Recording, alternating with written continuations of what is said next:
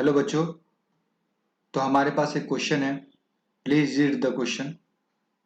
ये क्वेश्चन में हमको क्रिटिकल टेम्परेचर दे रखा है कुछ गैसेस का। जैसे हाइड्रोजन है, हाइड्रोजन का क्रिटिकल टेम्परेचर दे रखा है, नाइट्रोजन का दे रखा है, अमोनिया का दे रखा है और कार्बन डाइऑक्साइड का दे रखा है।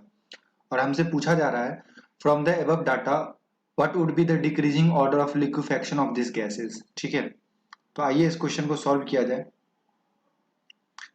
तो देखो, बेसिकली अगर मैं की पॉइंट की बात करूं या की कॉन्सेप्ट की बात करूं तो ये क्वेश्चन कहां से आया है।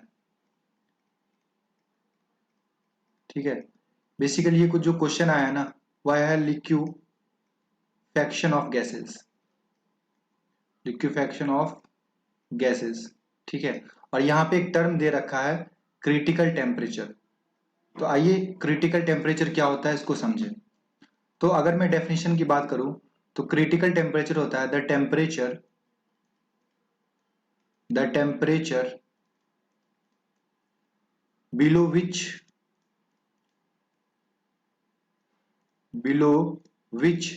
The gas can be liquefied by the applying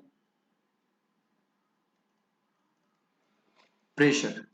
ठीक है, तो ये होता है बच्चों क्रिटिकल टेम्परेचर। सपोज दैट कि मेरे पास कोई गैस ए है, और इसका क्रिटिकल टेम्परेचर आपको दे रखा है x kelvin.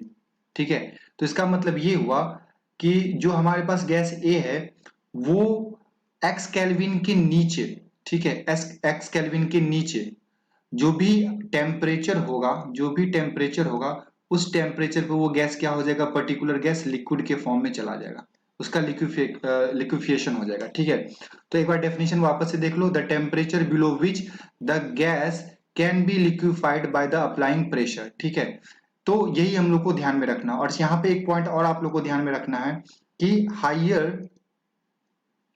Higher the value of TC, higher the value of critical temperature, ठीक है, जिस गैस का हायर वैल्यू क्रिटिकल टेम्परेचर होगा, मोर इजली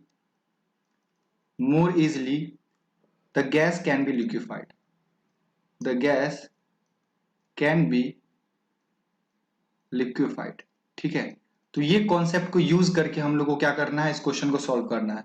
क्रिटिकल टेम्परेचर उसको बोलते हैं जिस टेम्परेचर के नीचे कोई पर्टिकुलर गैस किस में कन्वर्ट हो जाए, लिक्विड में कन्वर्ट हो जाए। ठीक है, तो आओ इस क्वेश्चन को देखें। जितना ज्यादा आपका वैल्यू होगा टीसी का, क्रिटिकल टेम्परेचर जितना ज्यादा होगा, है ना, उसका लिक्विफिकेशन क्या हो जाएगा, उतना ही फास्ट हो जाएगा। तो अगर आप क्वेश्चन में देखें तो यहाँ पे अमोनिया का कितना दे रखा है, 405.5 केल्विन दे रखा है। कार्बन डाइऑक्साइड का कितना दे रखा है, 304.1 केल्विन दे रखा है। तो जिसका सबसे ज्यादा हो, तो सबसे ज्यादा किसका होगा, अमोनिया का होगा।